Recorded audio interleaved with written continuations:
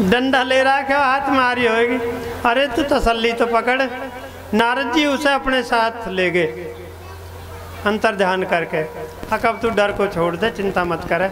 कल्प वृक्ष के नीचे ले जाके छोड़ दिया और कहने लगा तू यहाँ रह और ये कल्प वृक्ष है, इसके नीचे बैठ के जैसी कामना करेगा वैसा ही तुझे मिल जाएगा।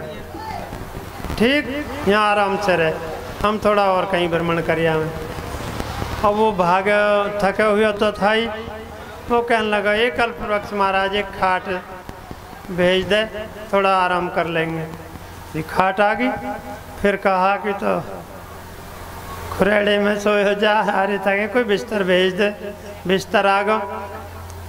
अब जी लौट गया आराम से। वाकई मन में क्या आई, हर थका अगर कोई पाम दबाने वाली होती तो बड़ा आराम मिलता। हे कल्प वृक्ष, दो एक पाँव दबाने वाली भेज दे। अब जी पाँव दबाने वाली आ गई और दोनों तरफ दोनों पाँव दबाने लगी।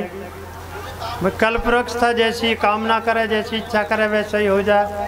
बस अब तो आराम मिलने लगा, बड़े आराम से लौट गए। जब भी उसके मन में क्या बात आई, आराम आराम से जी, अधाना जी थोड़ा आराम आराम से, ऐसे बोल रहे हो जैसे लड़ रहे हो आपस में। तभी उसके मन में क्या बात आई, हाँ देखो मेरी कितनी सेवा हो रही है, दो दो सुंदरी मेरे पैर दबा रही हैं। अब देखती ना यहाँ वक्त मेरी कितनी सेवा हो रही है तो वह पता चलता हो कितनी सेवा हो। अब कल्प वृक्ष के नीचे तो था ही, जो मन में कामना करी वो तो डंडा लिए दिखाई देगी, उठ के भागण दे, ये तो आली यहाँ भी। अगर उस कामना को नहीं करता तो कितनी सेवा हो रही थी। तो कहने का मतलब अच्छी कामना करनी चाहिए। तो रामायण हमें अच्छे सब कुछ प्रदान करती है। एक छोटे से भजन में बताया है कि रामायण क्या सिखाती है। अगर थोड़ी बहुत एक दो पेज भी रोज पढ़ें, बड़ी सरल है, ज़्यादा महंगी भी नहीं है। मीडियम साइज 200-250 के करीब, 250-300 तक आ जाए। 150 की वो रहल आ जाएगी जिस पर रखी जाती है स्टैंड, उसको रहल बोलते हैं। वो हर घर में होनी चाहिए।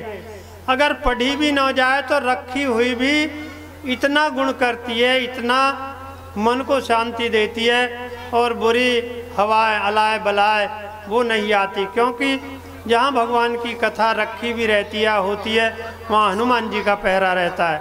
हनुमान जी के डर से ऊपरी चक्कर कलेश वलेश सब कुछ नहीं आते। तो इसलिए सभी भक्त कोशिश करें मंगाने की। हमें निज धर्म पर चलना सिखाती रोज रामायण। हमें निज धर्म पर चलना सिखाती रोज रामायण।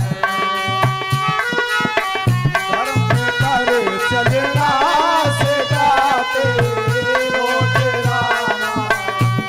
सदा शुभ आचरण करना सिखाती रोज रामायण।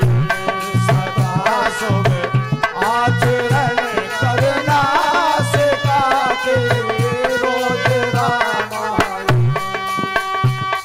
जिन्हें संसार सागर से उतर कर पार जाना है। ओ जिन्हें संसार सागर से उतर कर पार जाना है। उन्हें सुख से किनारे पर लगाती रोज रामायण। हमें निज धर्म पर चलना सिखाते रोज रामायण। सदा शुभ आचरण करना सिखाते रोज रामायण।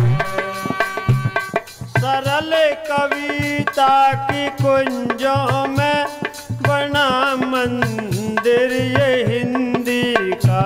सरल कविता के कुंजों में बनाए मंदिर हिंदी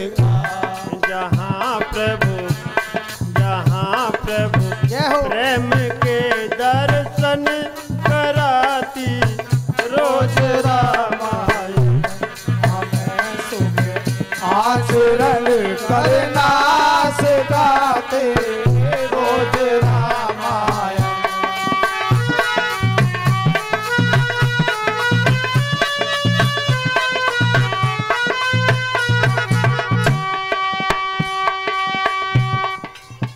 जब हम रामायण को पढ़ेंगे, कहीं भगवान शंकर जी के विवाह की कथा, तो भगवान शंकर जी की झांकी हमें दिखने लगेगी।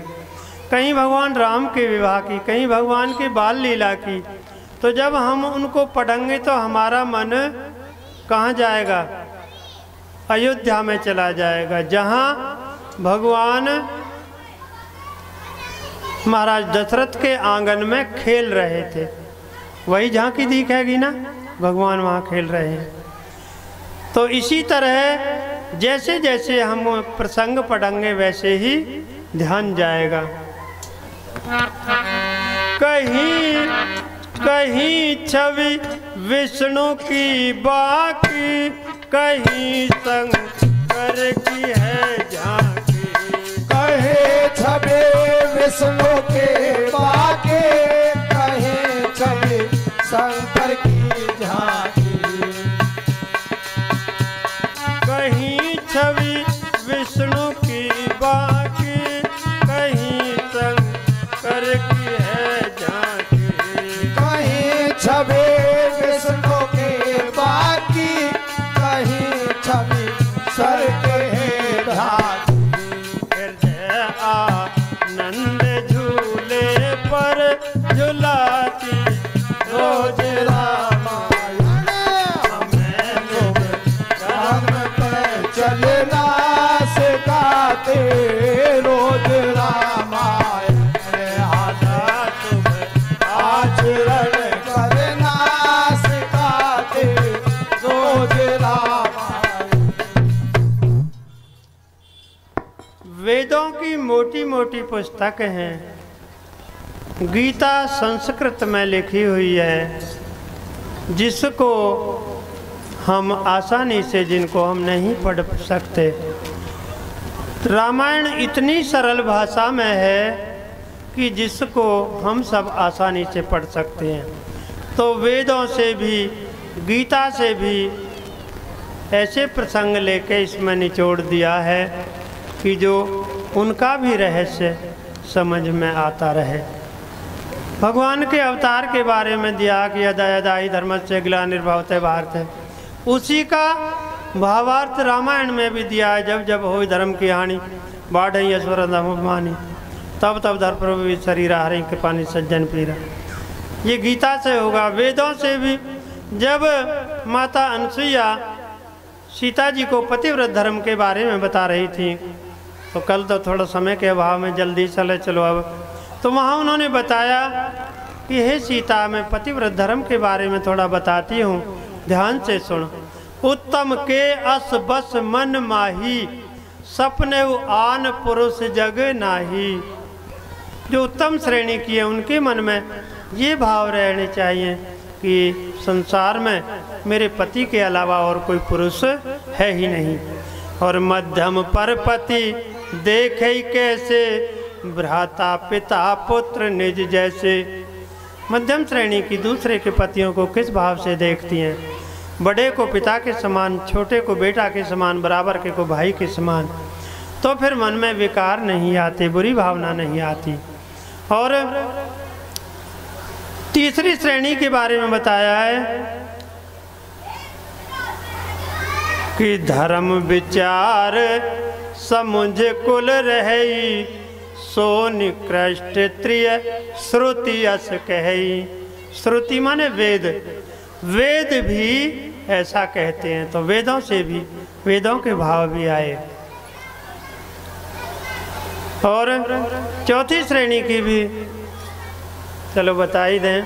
बताया है, बिना अवसर बहते रह जोई, जानिए अधम नार जग सोई। कहने का मतलब पतिव्रत धर्म का पालन बड़ा श्रेष्ठ है, जो जीवन में यहाँ भी सुखदाई, आगे के लिए भी सुखदाई। कोई कोई अपने पतियों के लिए बताती हैं जी इतने बुरे हैं, दारू पीते हैं, बुरा बोलते हैं, गाली देते हैं।